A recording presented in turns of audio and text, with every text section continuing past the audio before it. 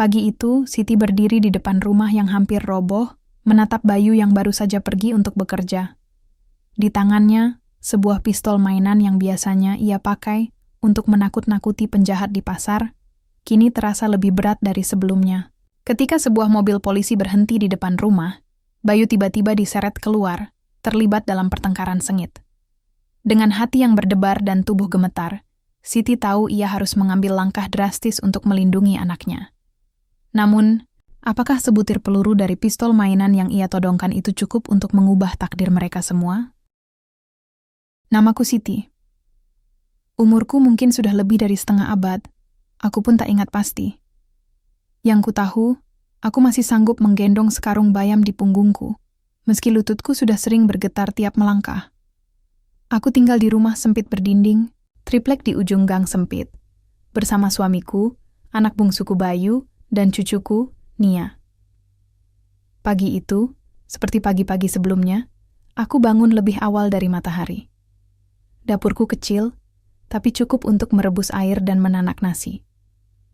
Aroma kayu bakar bercampur dengan wangi daun pisang kering yang kusimpan untuk membungkus tahu goreng. Kukerjakan semua pelan-pelan. Suamiku, Pak Surya, masih terbaring di dipan bambu di pojok ruangan. Setiap pagi aku harus memijat kakinya dulu sebelum berangkat. Sejak terserang stroke 2 tahun lalu, tubuhnya hanya setengah yang bisa bergerak. "Bu, Nia minta susu," kata Bayu pelan, baru keluar dari kamar. Ia masih mengenakan celana pendek dan kaos lusuh. Rambutnya berantakan, matanya sembab. "Ambil aja yang di termos." "Ibu masak air semalam," jawabku sambil memindahkan tahu ke baskom, plastik. Tanganku cepat. Sudah terlatih. Bayu mengangguk dan membuka termos besar di rak dekat pintu. Kadang aku lupa Bayu itu masih anak. Masih duduk di kelas 11, tapi hidupnya seperti orang dewasa sebelum waktunya. Sejak bapaknya sakit, dia sering bolos sekolah. Katanya malas, padahal aku tahu dia sering bantu tetangga angkut-angkut barang, supaya bisa beli buku buat Nia. Nia masih kecil, baru 5 tahun. Ibunya entah di mana sekarang. Sejak ditinggal perempuan yang dulu mengaku cinta mati sama Bayu itu, anaknya kutanggung. Kadang aku marah pada Bayu, kadang juga kasihan. Tapi semua sudah terlanjur. Dan sekarang, Nia adalah satu-satunya yang bisa membuat suamiku tersenyum. Hari ini aku harus bawa banyak dagangan ke pasar. Sudah seminggu pembeli sepi karena cuaca. Aku khawatir, uang dari hasil jualan tak cukup buat beli obat suamiku yang makin mahal. Tapi aku juga tak punya pilihan lain. "Bay, kamu jaga bapak ya. Kalau dia bangun, kasih bubur yang udah ibu taruh di termos." "Iya, Bu. Kamu jangan pergi-pergi dulu." Bayu mengangguk tanpa menatap. Aku tahu ekspresi itu. Ia sedang menyimpan sesuatu. Tapi aku tak punya waktu untuk bertanya lebih jauh. Aku harus segera berangkat sebelum langit benar-benar terang. Pasar tempatku berdagang bukan pasar besar. Cuma deretan los sempit di pinggiran jalan, beratap seng, dan becek kalau hujan. Tapi di sanalah aku menghabiskan hidup. Di sanalah aku mendengar kabar tetangga, tawa para ibu, bahkan kisah pilu dari para penjual lain. Aku duduk di tikar plastik, menata bayam, kangkung, dan tomat seadanya. Di sebelahku, Bu Karsi menjual tempe dan tahu. "Siti, suamimu gimana?" "Masih, sama Bu. Belum bisa duduk." "Ya Allah." "Sabar ya. Kamu hebat loh." Aku hanya tersenyum. Dengar kata hebat kadang bikin aku pengen nangis. Kalau aku hebat, kenapa hidupku begini? Baru 1 jam duduk, dagangan masih utuh. Tak banyak orang belanja hari ini. Sementara aku memikirkan cara menutupi kekurangan buat beli obat, seorang pemuda masuk ke area pasar, berlari. Di belakangnya 2 orang ibu teriak-teriak. "Pencuri! Pencuri HP!" Orang-orang panik. Aku berdiri. Pemuda itu, aku kenal wajahnya. Itu Bayu. Aku refleks menjatuhkan baskom, berlari kecil ke arahnya. Tapi sebelum aku sampai, seorang lelaki berbaju preman menendang Bayu sampai jatuh ke kubangan. Tak lama, 2 polisi datang, salah satunya langsung membentak. "Dasar maling, masih bocah udah kurang ajar." "Tidak, Pak, saya cuma beli mie di warung, saya nggak ngambil HP." Bayu meronta. "Jangan bohong." Polisi itu menampar Bayu keras. Suara tamparan itu seperti merobek jantungku. Aku berteriak, "Pak, jangan. Itu anak saya." "Bayu, dia bukan pencuri, Pak." Polisi itu menoleh, matanya tajam. "Ibu, minggir, jangan ikut campur." "Tapi dia anak saya. Dia bukan maling." Polisi itu menarik Bayu kasar, memborgol tangannya dan menyeretnya ke mobil. Bayu menatapku dengan mata merah dan ketakutan. Mulutnya gemetar menyebut, "Bu." Dan saat mobil itu melaju, aku terduduk di jalan becek itu, lututku lemas. Air mata mengalir tanpa peringatan. Dunia seperti gelap meski matahari mulai naik. Orang-orang cuma menonton. Tak satu pun bergerak menolong. Sore itu, aku kembali ke rumah. Nia tidur memeluk boneka. Suamiku sudah kuberi makan, walau tak bicara apa-apa. Di dalam diriku, ada rasa yang tak bisa kusebutkan. Marah, takut, putus asa. Semuanya bergulung-gulung seperti badai yang tak tahu kemana harus pecah. Aku membuka lemari tua di sudut ruang. Di balik tumpukan pakaian lusuh, aku menyimpan sebuah kantong plastik hitam. Di dalamnya, sebuah pistol mainan yang dulu kubeli dari pedagang kaki lima. Mainan itu kubeli hanya untuk menakuti pencopet. Tapi malam itu, saat aku menatapnya dalam hening, aku mulai bertanya. Kalau dunia tak mau dengar jeritan orang kecil, apakah harus diteriaki dengan ketakutan? Aku menggenggam pistol itu erat-erat. Malam itu aku tidak tidur. Bukan karena kopi yang kuteguk diam-diam, tapi karena suara Bayu masih terus menggema di kepalaku. "Bu," begitu lirihnya, seperti seruan orang yang tenggelam. Aku duduk bersandar di dinding ruang tengah, memandangi pintu yang masih tertutup. Suamiku sudah lelap, meski kadang sesekali terdengar helaan napas beratnya. Nia juga terlelap di bawah selimut tipis. Tubuh kecilnya melengkung seperti udang, memeluk boneka yang sudah bolong isinya. Di atas pangkuanku, pistol mainan itu masih tergenggam. Beratnya tidak seberapa, tapi beban yang ditaruhnya di hatiku seperti karung penuh batu. Aku tahu apa yang kulakukan barangkali gila, tapi apa yang lebih gila dari seorang anak dituduh tanpa bukti? Dipukul di depan ibunya sendiri? Besok aku harus ke kantor polisi. Bukan untuk mengemis, tapi untuk menuntut jawaban. Dan kalau perlu, aku akan angkat pistol ini ke kepala siapa pun yang mencoba menyakiti Bayu lagi. Meski cuma mainan, rasa takut bisa lebih tajam dari peluru. Pagi datang tanpa suara. Aku mandi seadanya, memakai kebaya lusuh dan kerudung yang masih bisa menutupi rambut putihku yang makin jarang. Kuhapus kantung mata dengan bedak bayi, hanya supaya polisi tak melihatku sebagai perempuan yang gampang menyerah. Kuletakkan pistol mainan itu dalam tas kain, tersembunyi di balik lapisan baju. Aku bahkan menyelipkan foto Bayu waktu kecil di dompet. Entah untuk apa, mungkin supaya hatiku tak goyah. Sebelum berangkat, aku duduk sebentar di sisi suamiku. "Ya, Bayu ditangkap," bisiku. Tak ada jawaban. Tapi air mata turun dari sudut matanya yang masih bisa berkedip. Tangannya menggenggam selimut erat. Entah karena marah, atau karena sama tak berdayanya denganku. Aku mengecup keningnya pelan. "Doain, Ibu, ya." Kantor polisi itu berdiri megah di tengah kota, berjarak jauh dari dunia pasar yang becek dan penuh asap. Bangunannya berlantai 2, penuh kaca, dan di depan ada pos jaga kecil dengan 2 petugas muda berjaga. Mereka memandangku seperti menatap makhluk asing. "Selamat pagi, Bu. Ada keperluan apa?" "Saya mau ketemu anak saya, Bayu. Dia dibawa ke sini kemarin. Dituduh maling." Petugas itu melirik rekannya, lalu menyuruhku menunggu. Aku duduk di bangku plastik di dekat taman kecil. Di sekitarku orang-orang berbaju rapi, ada yang pakai sepatu mengkilap. Aku merasa seperti benang kusut di tengah setumpuk kertas undangan. Tak lama, datang seorang polisi berbadan tinggi, wajahnya keras.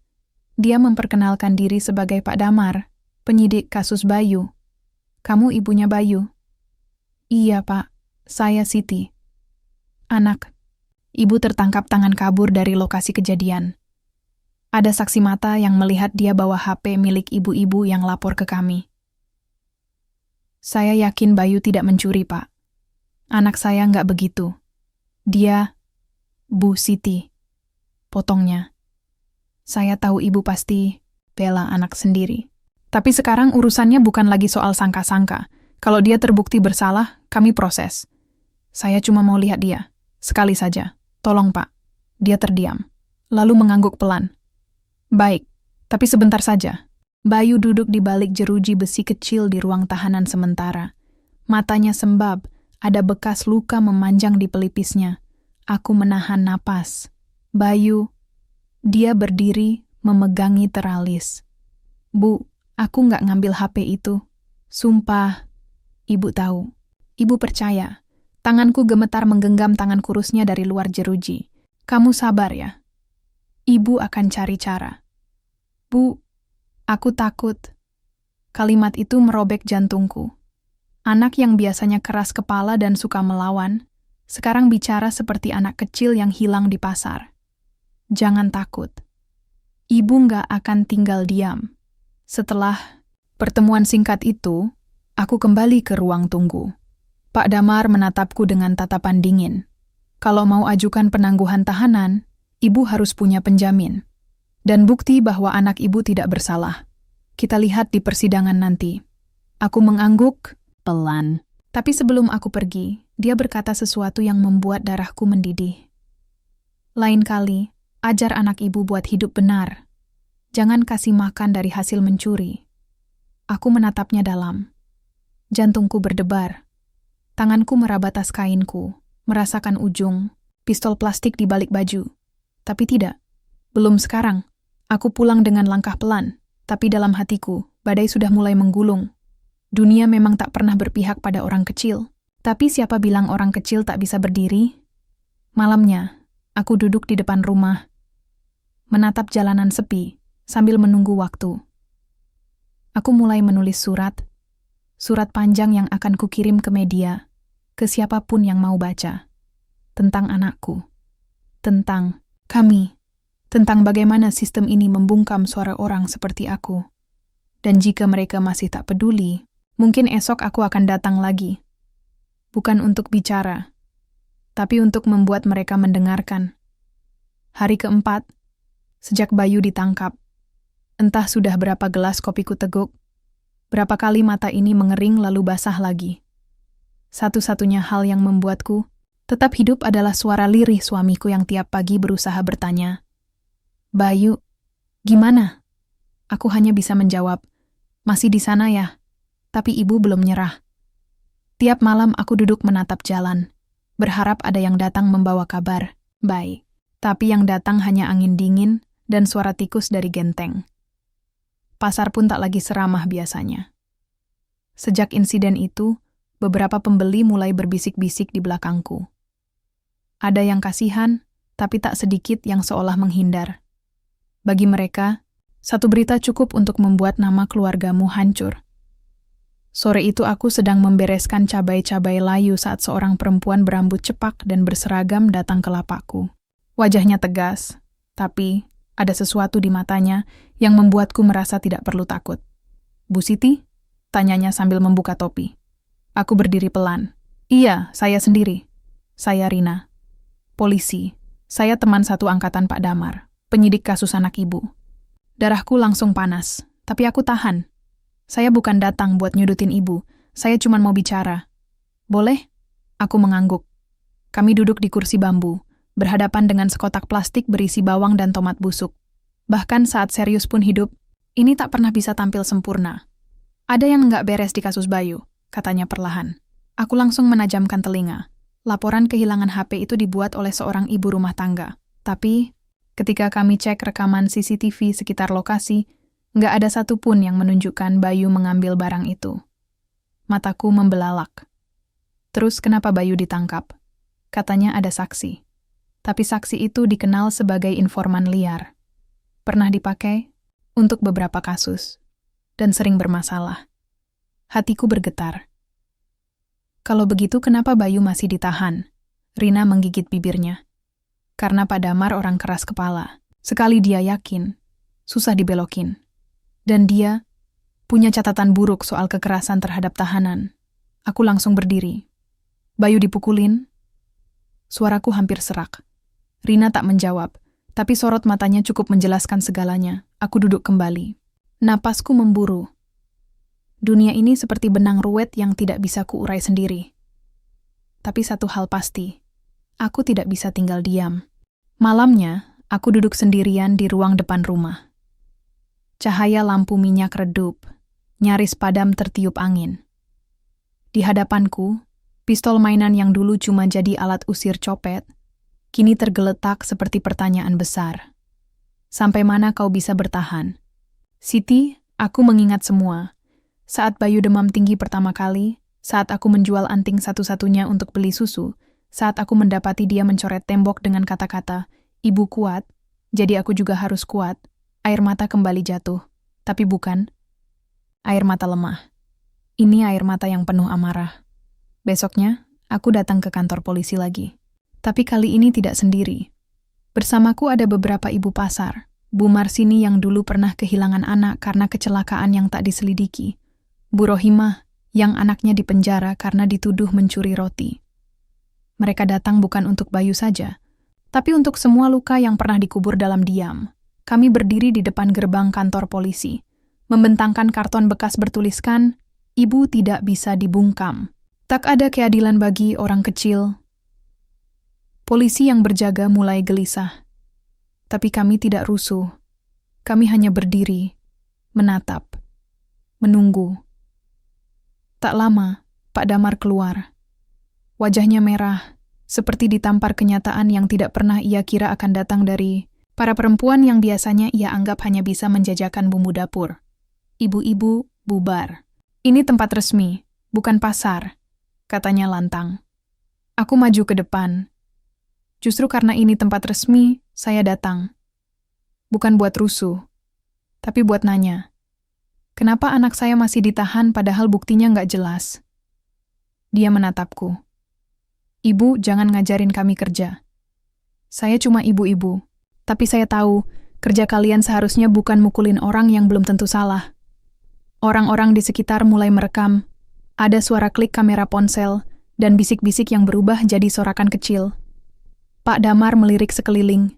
Dia merasa terkepung, tapi belum menyerah. "Ibu hati-hati. Ya, mengganggu tugas negara itu ada hukumnya." Aku menatap tajam. Kalau negara ini tidak melindungi anak saya, maka biar saya sendiri yang bertindak. Tanganku menyentuh ujung tas. Dan saat itu, aku tahu arah cerita ini tidak akan bisa kembali seperti dulu. Malamnya, di rumah, aku duduk bersama suamiku. Aku takut. "Yah," bisikku. Tapi aku lebih takut kalau Bayu tumbuh dengan luka yang tidak bisa dia sembuhkan. Suamiku menatapku, dan untuk pertama kalinya setelah berminggu-minggu, ia mengangkat tangannya, menyentuh pipiku dengan lemah. "Ibu kuat. Ibu pahlawan," gumamnya. Aku menangis sejadi-jadinya malam itu. Bukan karena kalah, tapi karena tahu, apapun yang akan terjadi, aku siap. Besok hari Senin, dan aku akan kembali datang. Kalau hukum tidak mau bicara, maka aku yang akan bicara. Kalau mereka tetap bungkam, maka aku akan membuat dunia mendengarnya. Dengan pistol mainan atau tidak, aku tidak akan diam lagi. Hari ini matahari tak bersinar seperti biasa. Langit mendung, tapi aku merasa justru itu pertanda. Aku duduk di tepi tempat tidur suamiku, mengusap rambutnya yang makin menipis. "Yah, doakan ibu. Yah, hari ini ibu harus ambil langkah yang nggak semua orang berani ambil." Dia menggenggam jariku pelan, lemah, tapi hangat. Aku kenakan kerudung, hitam, dan baju kebaya yang biasa kupakai saat hajatan. Di dalam tas lusuh, pistol mainan itu sudah siap. Bukan untuk menyakiti siapapun, tapi untuk memberi pesan.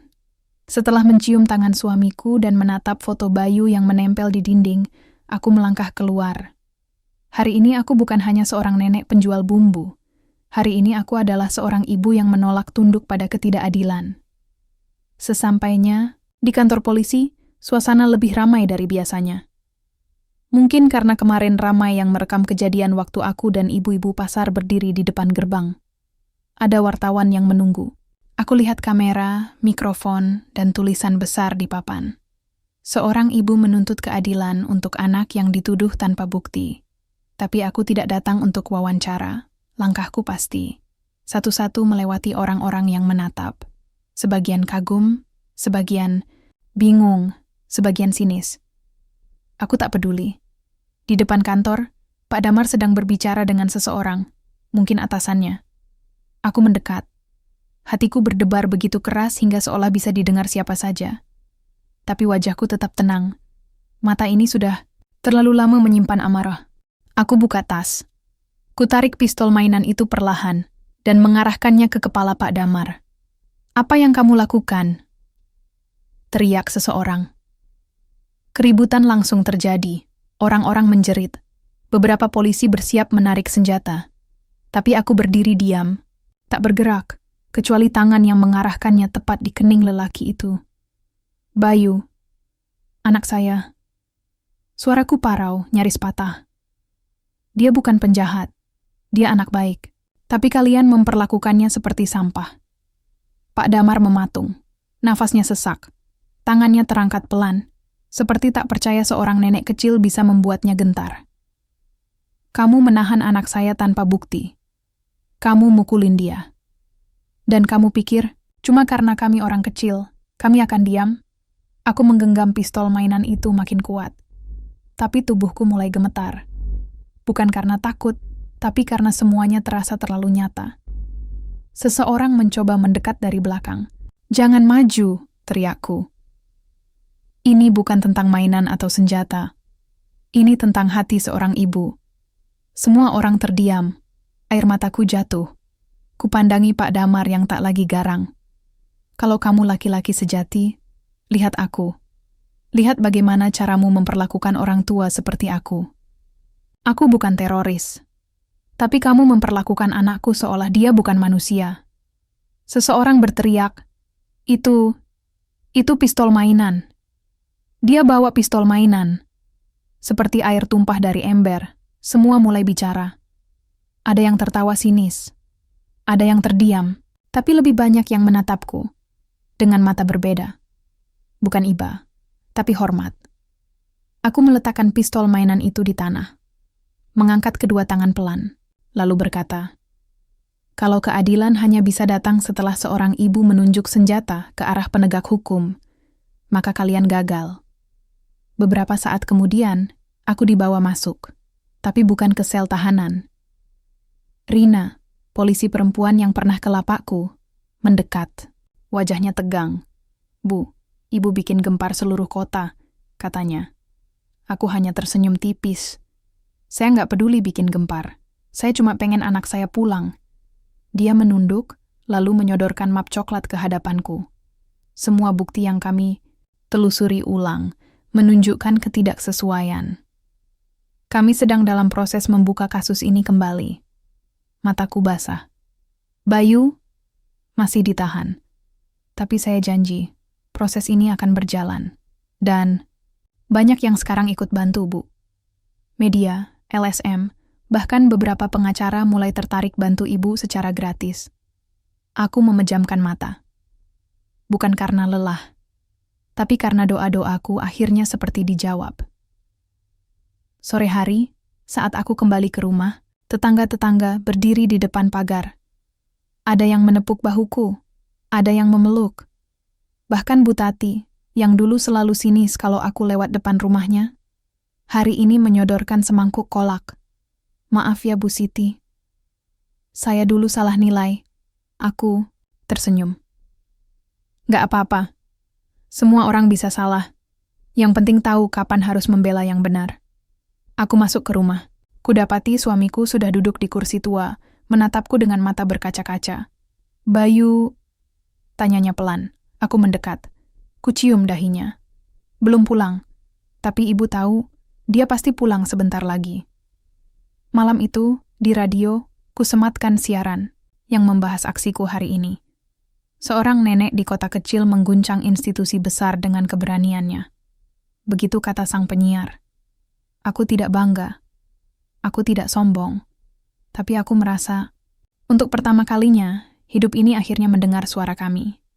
Bukan suara keras, tapi suara jujur dari seorang ibu yang selama ini hanya dikenal dari belakang lapak pasar.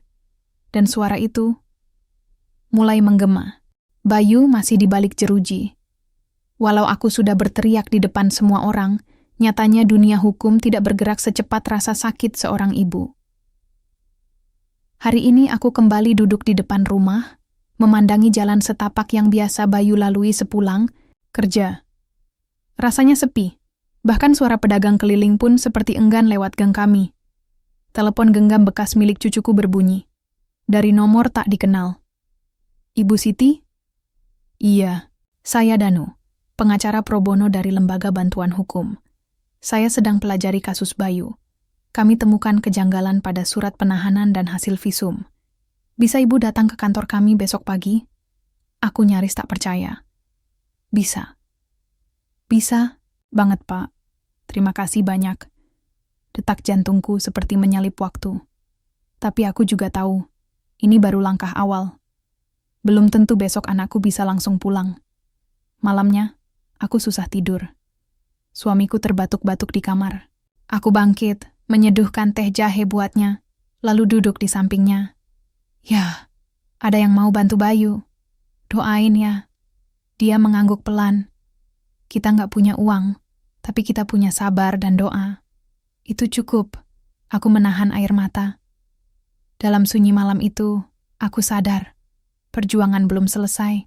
Aku belum tahu siapa yang sebenarnya menjebak Bayu. Tapi aku tahu, Tuhan sedang menggerakkan hati banyak orang. Besok pagi, aku harus lebih kuat dari hari ini. Dan semoga keadilan tidak hanya jadi cerita yang diperdengarkan anak-anak di sekolah, tapi nyata bisa dirasakan oleh siapa saja, termasuk oleh seorang ibu pasar bernama Siti. Bayu masih di balik jeruji. Walau aku sudah berteriak di depan semua orang, nyatanya dunia hukum tidak bergerak secepat rasa sakit seorang ibu. Hari ini aku kembali duduk di depan rumah, memandangi jalan setapak yang biasa Bayu lalui sepulang kerja. Rasanya sepi. Bahkan, suara pedagang keliling pun seperti enggan lewat gang kami. Telepon genggam bekas milik cucuku berbunyi. Dari nomor tak dikenal. Ibu Siti? Iya, saya Danu, pengacara pro bono dari Lembaga Bantuan Hukum. Saya sedang pelajari kasus Bayu. Kami temukan kejanggalan pada surat penahanan dan hasil visum. Bisa ibu datang ke kantor kami besok pagi? Aku nyaris tak percaya. Bisa. Bisa? Banget, Pak. Terima kasih banyak. Detak jantungku seperti menyalip waktu. Tapi aku juga tahu, ini baru langkah awal. Belum tentu besok anakku bisa langsung pulang. Malamnya, aku susah tidur. Suamiku terbatuk-batuk di kamar. Aku bangkit, menyeduhkan teh jahe buatnya, lalu duduk di sampingnya. Ya, ada yang mau bantu Bayu. Doain ya. Dia mengangguk pelan. Kita nggak punya uang, tapi kita punya sabar dan doa. Itu cukup. Aku menahan air mata. Dalam sunyi malam itu, aku sadar. Perjuangan belum selesai. Aku belum tahu siapa yang sebenarnya menjebak Bayu. Tapi aku tahu, Tuhan sedang menggerakkan hati banyak orang. Besok pagi, aku harus lebih kuat dari hari ini. Dan semoga, keadilan tidak hanya jadi cerita yang diperdengarkan anak-anak di sekolah, tapi nyata, bisa dirasakan oleh siapa saja, termasuk oleh seorang ibu pasar bernama Siti. Siap dilanjutkan ke bab 7. Bab ini akan menjadi bagian dari puncak konflik, mengungkap siapa dalang di balik kasus Bayu. 4O cari menalar riset mendalam buat gambar pagi itu, udara dingin terasa menggigit. Tapi langkahku tetap pasti, menuju kantor Lembaga Bantuan Hukum tempat Pak Danu dan timnya menungguku. Mereka sudah menyelidiki selama beberapa hari, dan katanya hari ini mereka akan membuka semuanya. Apa yang ibu lihat hari ini? Mungkin akan mengagetkan, ujar Pak Danu begitu aku tiba. Kami duduk di ruang rapat sederhana. Di hadapan kami, tumpukan dokumen berserakan, laporan visum, surat penahanan, dan, yang paling menyentak, rekaman CCTV. Ini yang kami temukan dari kamera dekat lokasi kejadian waktu Bayu dituduh menyerang petugas, kata Pak Danu sambil memutar video itu di layar kecil. Di rekaman itu, Bayu terlihat berdiri di pinggir jalan, memanggul karung berisi bahan sayur. Seorang polisi berpakaian preman menghampirinya, lalu tanpa banyak bicara, langsung mendorong Bayu ke tembok. Bayu tampak kaget, mencoba menjelaskan. Tapi, lelaki itu langsung memukulnya. Lelaki itu adalah Pak Damar. Tanganku mengepal. Dadaku sesak. Bukan karena kaget, karena jauh di dalam hatiku, aku sudah tahu. Tapi melihatnya dengan mata kepala sendiri, seperti menelan bara panas. Bayu bahkan tidak sempat melawan. Dia hanya mencoba melindungi kepala dari pukulan. Dan ini, lanjut Pak Danu sambil menunjukkan foto hasil visum. Tanda luka di pelipis Bayu tidak sesuai dengan narasi bahwa ia menyerang lebih dulu. Bahkan menurut saksi di warung dekat sana, Bayu sempat berteriak minta tolong sebelum diam dibawa pergi. Aku menatap meja di hadapanku. Kata-kata terasa hampa. Tapi ada amarah mendidih yang tak bisa lagi kutahan. Kenapa semua ini baru terbongkar? Sekarang, suaraku bergetar. Pak Danu menghela napas. Karena kekuasaan menutup banyak hal, Bu. Tapi keberanian Ibu membuka pintu yang sudah lama dikunci. Setelah aksi Ibu di depan kantor polisi kemarin, ada banyak yang mulai bicara. Termasuk 2 anggota polisi muda yang menyerahkan salinan rekaman ini secara diam-diam. Air mataku tumpah. Bukan karena sedih, tapi karena merasa tidak sendiri. Kami akan ajukan peninjauan ulang besok, dan kami tuntut Pak Damar untuk diselidiki, lanjut Pak Danu. Sorenya, aku kembali ke rumah. Suamiku tidur dengan tenang, tapi wajahnya pucat. Mungkin dia terlalu lelah menanggung kekhawatiranku. Aku duduk di sampingnya, kuceritakan semua, tentang rekaman, tentang pengacara, tentang bagaimana akhirnya dunia mulai melihat bahwa Bayu bukan pelaku. Kalau bisa, aku yang gantiin Bayu di dalam sana, ya. Bisikku. Dia cuman anak yang kerja bantu orang tua. Dia nggak pernah minta lebih. Langit mulai gelap. Di luar, suara berita dari warung sebelah terdengar jelas. Terjadi perkembangan signifikan dalam kasus kriminalisasi seorang pemuda bernama Bayu. Muncul rekaman CCTV yang menunjukkan adanya dugaan kekerasan dari aparat yang kini tengah diselidiki secara internal. Aku mengatupkan tangan. Tak ada hal lain yang bisa kulakukan malam ini selain berdoa. Keesokan harinya, aku datang ke pengadilan. Gedung itu tinggi dan dingin, penuh dengan orang-orang bersetelan rapi dan wajah tanpa senyum. Bayu dibawa masuk dengan borgol di tangannya. Tapi kali ini dia melihatku dan tersenyum kecil. Seperti bilang, Ibu menang. Sidang dimulai. Rekaman ditampilkan. Saksi bicara. Beberapa wartawan mencatat setiap kata. Dan untuk pertama kalinya, Pak Damar terlihat panik. Wajahnya tak lagi garang seperti waktu itu. Dia menunduk, sesekali menyeka keringat. Sementara aku hanya duduk di belakang, menggenggam tas kecilku yang sudah bolong di sudut. Hati ini penuh dengan luka tapi juga harapan. Saat persidangan selesai, belum ada keputusan final. Tapi hakim menerima bukti baru dan mengizinkan peninjauan ulang terhadap status penahanan Bayu. Pak Danu tersenyum saat kami berjalan keluar. Kita tinggal tunggu proses berjalan, Bu. Tapi percayalah, ini langkah besar. Aku menatap langit yang mulai cerah. Matahari keluar dari balik awan. Langkahku ringan. Untuk pertama kalinya, sejak semua ini dimulai, aku merasa seperti bisa bernapas. Aku tidak tahu apa yang akan terjadi besok, tapi satu hal yang pasti, aku tidak takut lagi. Karena seorang ibu, sekali dia memutuskan untuk melawan, tak ada yang bisa menghentikannya. Bayu belum bebas. Tapi untuk pertama kalinya, pintu penjara tidak lagi terasa seperti tembok abadi. Hari ini aku kembali ke pasar, bukan untuk berdagang, tapi untuk bicara. Para pedagang yang biasanya sibuk menata dagangan, kini menatapku penuh rasa ingin tahu. Beberapa di antara mereka mendekat. Ibu Siti, itu benar ya? Bayu nggak salah. Benar, Bu. Saya lihat di berita. Anaknya dipukul duluan. Timpal yang lain. Terus itu polisi yang mukul. Ditangkap juga? Aku menggeleng pelan. Belum, tapi sidangnya masih jalan. Kita berdoa aja. Ternyata, pasar bisa berubah jadi ruang solidaritas. Beberapa ibu yang dulu sibuk sendiri kini mendekatiku, menawarkan gorengan, sayur, bahkan uang kecil.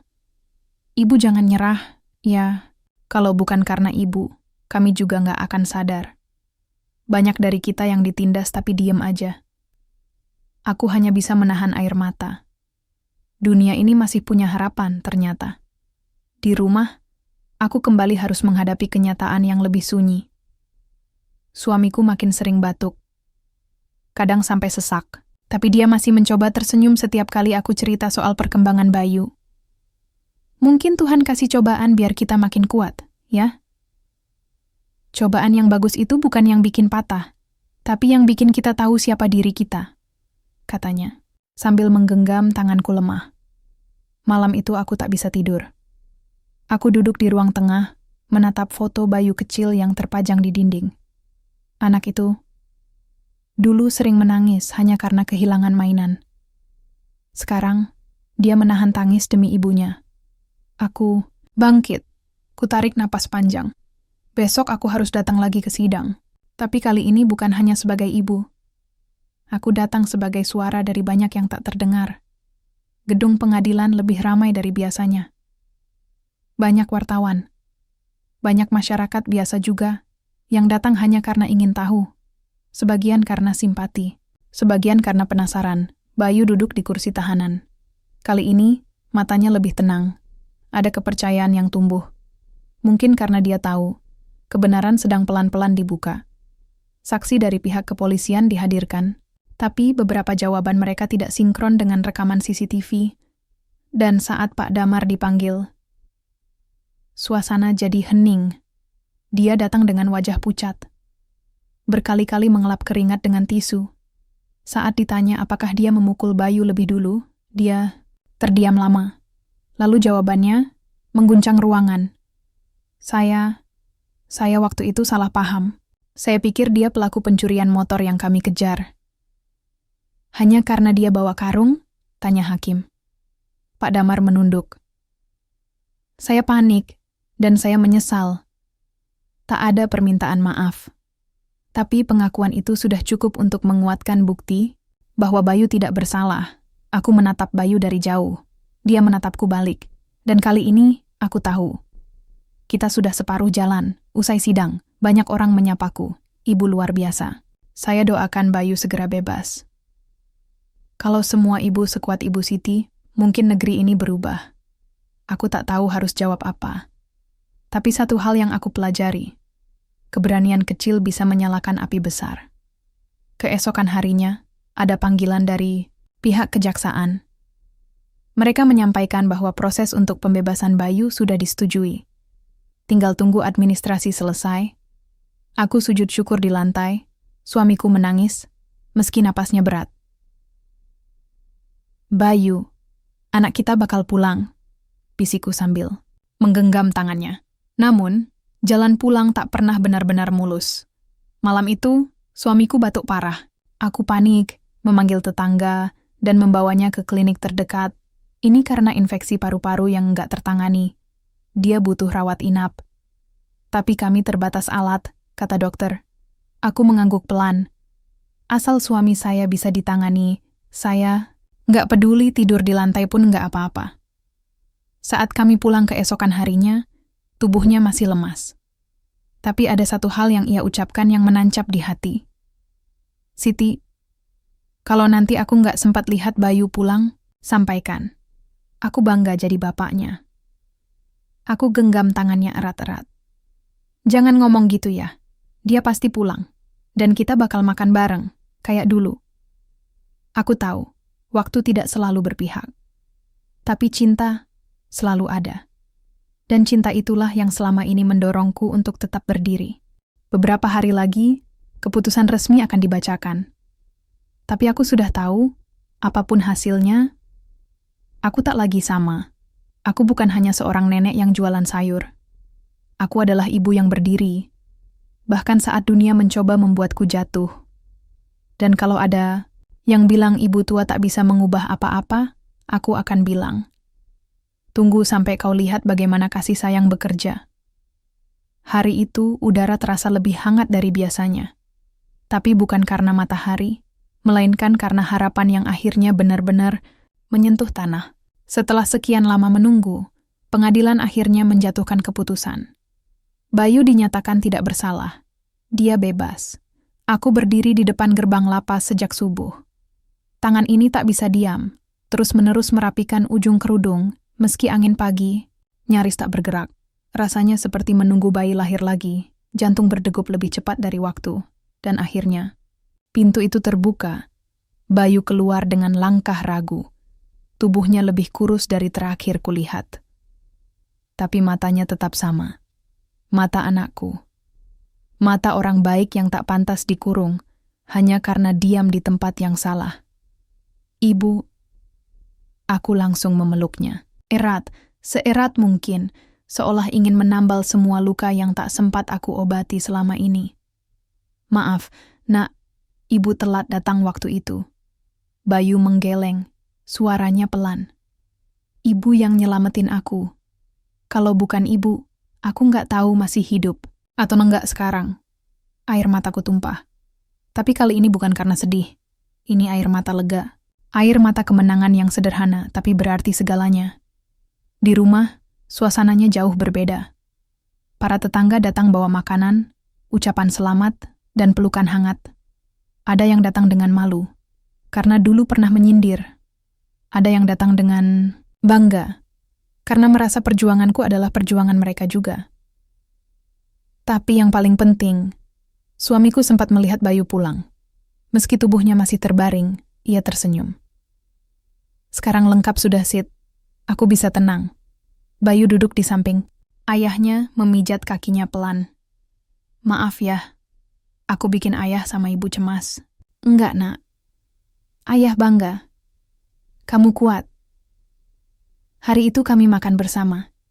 Makan sederhana, nasi, tempe goreng, sayur bayam. Tapi rasanya seperti jamuan besar. Karena di atas meja itu ada cinta, perjuangan, dan pengampunan. Beberapa hari kemudian, sebuah berita mengejutkan muncul. Foto lamaku saat menodongkan pistol mainan ke arah polisi tersebar luas. Tapi kali ini, bukan dengan narasi miring. Banyak media justru memujiku sebagai simbol perjuangan rakyat kecil. Aku tak paham media. Tapi, yang ku tahu, setiap kali aku ke pasar, banyak orang yang menyapaku berbeda. Ibu Siti, kami ikut aksi kemarin karena lihat berita Ibu. Saya jadi berani lapor suami saya yang suka mukul, Bu. Anak saya jadi nanya soal keadilan setelah nonton wawancara Ibu. Rupanya, satu peluru plastik dari pistol mainan bisa menembus ketakutan orang banyak. Bukan untuk melukai, tapi untuk membangunkan. Pak Damar akhirnya dihukum penjara 2 tahun karena kekerasan dan penyalahgunaan wewenang. Ringan, mungkin bagi sebagian orang. Tapi bagiku, itu cukup untuk memberi pesan. Tak ada yang terlalu tinggi untuk disentuh hukum, dan tak ada yang terlalu kecil untuk bersuara. 3 bulan setelah Bayu pulang, aku mendapat undangan dari sebuah universitas di kota. Mereka ingin aku bicara di depan mahasiswa hukum. Awalnya aku ragu, tapi Bayu mendorongku. Ibu harus datang, supaya cerita kita bisa bantu orang lain. Aku pun berdiri di depan ruangan besar, dengan mikrofon yang terlalu mewah untuk tangan tuaku. Mahasiswa-mahasiswa itu menatapku serius. Aku bicara bukan dengan teori, tapi dengan hati. Aku cuman ibu-ibu, jualan sayur. Tapi satu hal yang aku tahu, kalau kita diam waktu anak kita diinjak, dunia nggak bakal berubah. Jangan biarkan takut membungkam kebenaran. Saat aku turun, mereka berdiri dan bertepuk tangan. Salah satu dari mereka berkata, Ibu bukan cuman pahlawan keluarga, Ibu pahlawan kami juga. Sekarang, hidup kami pelan-pelan kembali tenang. Bayu mulai bantu-bantu di koperasi pasar.